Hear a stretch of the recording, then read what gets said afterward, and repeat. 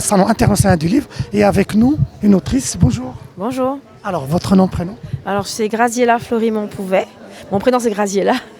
Et oui, donc je suis autrice des ouvrages qu'on va vous présenter maintenant. Alors je vois ici Mouché Aubin et c'est 52 vies. Oui, tout à fait. Moi je connais que les chats qui ont 9 vies et ces 52, ça m'intrigue. En fait, c'est un ouvrage qui est issu d'un appel à texte pour mettre en valeur l'histoire de la Guyane avec des fictions, des romans ou des récits contés. Dans mon cas à moi, c'est à partir des souvenirs d'un monsieur. Donc il n'y a rien de faux, tout est vrai. En tout cas, ça vient de lui, ça vient de ses souvenirs. Et l'idée, c'était de raconter sa vie parce qu'en fait, il a fait tellement de métiers, il a eu tellement d'activités, tellement de casquettes. En fait, et surtout, il a vécu à une période qu'on oublie ou qu'on ne connaît pas trop en Guyane, c'est l'époque où la commune de Regina, qui est une commune de l'Est, qui n'est pas trop loin, de Saint-Georges, on va dire, et c'était une ville industrielle avec énormément de succès, avec énormément de vie. Il y avait des usines partout. Ils exportaient en Allemagne, aux États-Unis, que ce soit le bois, le cœur de palmier, des choses comme ça. Il n'y avait même pas la route. Ils faisaient tout par le fleuve de la Prouague, qui les reliait directement à la crique de la Cayenne. Et il faisait des envois à l'international comme ça. Et Michel Aubin, est-ce qu'il y a quelqu'un, un membre de la famille ou Non. un voisin? Non, Mouché Aubin, monsieur Henri Aubin, de la famille Aubin en fait, qui est on va dire, le plus jeune fils de cette famille, de 8 enfants. Et bien en fait, c'est un monsieur que ma mère a rencontré parce qu'il a fait des travaux de menuiserie, parce qu'il est menuisier, mais il fait tout à la main, à l'œil, c'est vraiment du travail assez extraordinaire. Et c'est un monsieur assez bavard qui aime bien raconter sa vie, et il racontait des histoires que ma mère me dit, ça fait je sais pas combien d'années que je suis en Guyane, j'ai jamais entendu ça.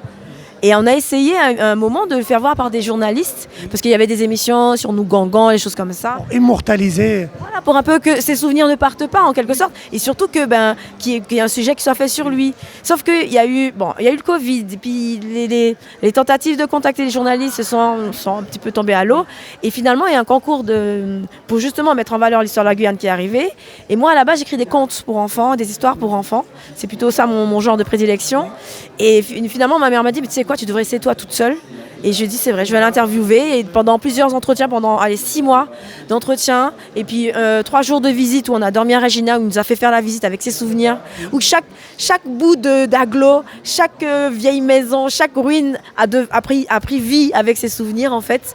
Et c'est à partir de ces 6 mois, j'ai commencé à rédiger cette histoire avec ma façon d'écrire, avec mon petit, comme j'ai dit, mon grain de sel, ma petite voix de conteuse, parce que je l'ai écrit comme ça, c'est un récit de vie contée. Voilà. Est-ce que la personne concernée elle a pu voir le livre et l'apprécier? Oui, il l'a lu, il a beaucoup aimé. Les gens de sa famille, un certain nombre de personnes de sa famille qui sont toujours en vie, ont pu le lire et l'apprécier. Et je suis très très contente. J'avais très peur de sa réception parce que après le temps d'entretien où j'ai interviewé, où je marchais juste à côté de lui pendant qu'il parlait, parce qu'il est bavard en fait. Il adore parler. C'est bien pour un écrivain de trouver quelqu'un bavard. Oui, c'est sûr, j'avais du matériel, j'avais de quoi noter. Mais après, c'était moi toute seule avec moi toute seule. Parce qu'il fallait que moi, je prenne ce qu'il m'avait donné. Parce que rien n'était dans l'ordre. C'est moi. La chronologie, c'est moi qui l'ai faite. La mise en ordre, c'est moi qui l'ai faite. Et surtout, comment on appelle ça, la poésie, ce que j'appelle la poésie, c'est moi qui l'ai faite aussi. Et là, je vais être toute seule. Et du coup, je lui ai montré les résultats. Et j'avais un peu de crainte. Finalement, il a beaucoup aimé. Et je suis très contente. Est-ce que vous pouvez résumer une de ces 52 vies? Monsieur Aubin parle, je n'arriverai pas à savoir combien de langues il parle. Donner envie à le lecteur pour acheter le livre et apprécier tout et vivre c'est-à-dire une partie, c'est-à-dire à travers le livre à Regina. Alors, en fait, il a une formation de menuiserie, mais il a travaillé aussi dans la scierie de famille. Il a travaillé à fabriquer du rhum, un des meilleurs rhums de l'époque, qui s'appelait la Montagne d'Or, qui n'existe plus malheureusement, mais voilà, qui existait à l'époque. Il a travaillé aussi à la fabrication de l'essence de bois de rose qu'il vendait à des grands producteurs de parfums dans la maison de luxe d'ailleurs. Le bois de rose qui est toujours aussi recherché. Et le bois de rose de Regina, de la Prouague, c'est peut-être un des meilleurs du monde. C'est ce qu'il m'a dit, mais je le crois en fait. Et il a fait quoi encore? Il a été restaurateur. Il a travaillé, je sais plus. Il a fait énormément de choses. Il a travaillé aussi en collaboration avec un compagnon de France dans la menuiserie. Et lui, il a été formé un peu en Guyane et puis il s'est formé aussi un peu tout seul. Et les compagnons de France, ils ont un travail un peu plus long, mais pareil, avec une énorme admiration pour ce qu'il fait. Et la qualité des meubles qu'il faisait, ça n'a rien à voir avec Ikea, quoi. rien. C'est des trucs qui durent 50 ans. Oui, non mais vraiment. Garantie combien? 50 ans, 60? Je sais pas, mais je sais qu'il a œuvré sur les parties en bois de la mairie de Regina. En fait, chaque partie de la ville, on dit non, là, le ponton, c'est moi qui l'ai fait. Cette fenêtre là, c'est moi qui l'ai faite. Ça là, c'est moi qui l'ai fait. Mais finalement, ça, c'est une partie, c'est-à-dire quelque sorte de reconnaissance à cette personne et d'immortaliser tout ce qui est fait, de mettre dans un livre. Oui, parce que en fait, le problème qu'il y a, c'est que les gens partent avec leurs histoires. Il a peut-être 80 ans déjà. Et il est en pleine forme, hein. Il continue à travailler, il continue à faire des meubles et tout. Mais les gens partent avec leurs histoires. Et nous, la jeune génération, qui n'avons pas vécu ce qu'ils ont vécu. Moi, je ne savais même pas qu'il y avait des usines à Regina. Regina, pour moi, c'était tellement mort. C'était loin, dans les fins fonds des bois. Et en fait, quand on est arrivé dans la commune, il y a le fleuve qui passe au milieu de la commune. Et vous avez la forêt en face. Oui. Et on se dit, ah, la forêt vierge. C'est pas une forêt vierge. Avant, il y avait des champs, des usines. Sauf que tout a été recouvert par la forêt parce que la forêt a repris ses droits. En 80 ans d'abandon. La nature, oui. Voilà. La forêt a repris ses droits. Et c'est impressionnant, en fait, de voir ça. Et il m'a appris aussi plein de choses, notamment sur la nature et le fonctionnement du fleuve La Proie qui fonctionne exactement comme le Nil. Mais Grézilla, est-ce qu'il y a un projet, c'est-à-dire de voir avec la CTG ou bien les mairies, pour que ce livre soit, c'est-à-dire à disposition des scolaires, des élèves au lycée et tout, pour un petit peu, c'est-à-dire que cette histoire ne tombe pas, c'est-à-dire dans les oubliettes, c'est-à-dire du temps. Est-ce qu'il y a un projet pour que, c'est-à-dire les scolaires de Guyane auront ce livre accessible? À ce stade, non. Par contre, il y a une présentation à Regina et un remerciement aux personnes que nous avons rencontrées, qui étaient ses amis d'enfance, qui étaient des connaissances. On leur a offert l'ouvrage aussi. Et il y a une présentation aux collégiens qui ont réagi comme beaucoup de collégiens avec beaucoup de flegme. Mais en vrai, je ne sais pas ce qui est prévu. Pour l'instant, il n'y a rien de prévu. Moi, j'essaie de continuer à faire connaître le livre. Mais c'est vrai que bon, j'ai pas forcément de soutien derrière moi pour faire un petit peu plus de promotion.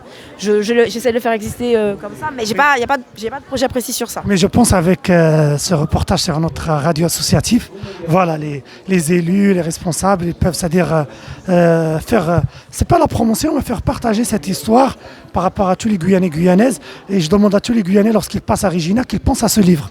Et Regina n'est plus... Voilà, Regina était une grande ville à l'époque, mais voilà, le temps passe et parfois, voilà. Et on passe, si vous le permettez, de voir le deuxième livre. Alors, c'est autre chose, c'est un autre... Alors, je vois ici Mélodie Do. Oui, Mélodie Do. Donc, c'est quoi, Madame Dilo? Alors, en fait, l'idée, c'était de mettre en valeur les personnages mystiques de la Guyane, avec des histoires nouvelles. Ce ne sont pas des contes, ce sont des nouvelles pour les adolescents. Donc avec un petit peu une façon d'écrire pour les ados qui fait un petit peu peur, qui est un peu inquiétant, mais voilà, ça mise en suspense quoi. Voilà. Et l'idée c'était ça. Et en fait chacune de nous, parce que nous sommes 3 autrices sur ce recueil, on a mis en valeur un personnage de notre, on va dire, mythologie. Il y a Maman Dilo, il y a Maître Bois, il y a les Maskilili, avec des enfants qui se retrouvent confrontés à ces personnages, dont parfois ils ne connaissent pas l'existence, parce que ça se transmet pas si bien que ça. Mais Grézilla, est-ce qu'il y a les baclos dans cette histoire? Alors je me rappelle, je ne crois pas qu'il y ait des baclos, je ne suis pas sûre. En tout cas, les baclos ne font pas partie des personnages principaux.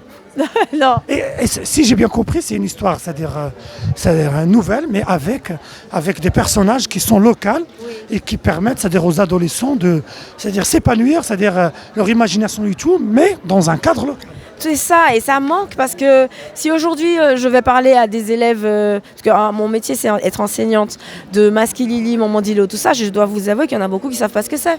Et c'est des petits Guyanais avec des familles guyanaises, créoles, tout ça, mais des fois on ne leur transmet pas. Il y a un risque d'acculturation.